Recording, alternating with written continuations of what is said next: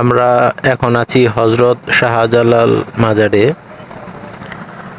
এখান থেকে আমরা আবার চলে যাব শাহপরান, সিলেটে।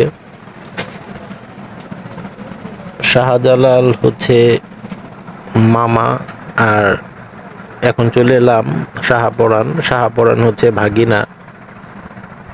এই মামা ভাগিনা সিলেটে আসলে শাহজালাল শাহপরান দুই মাজারে জিয়ারত করতে হয়।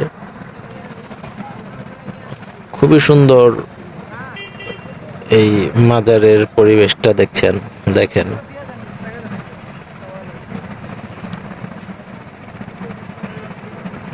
এটা একটা মামা ভাগিনার ঘটনা আছে, আমরা অনেকেই জানি। আবার যদি আপনারা জানতে চান তাহলে আমি বলবো, কমেন্টের মাধ্যমে আপনারা জানায়েন, তাহলে বড় করে একটা ভিডিও করব আর আমি ঘটনাটাও বলবো মামা ভাগিনার।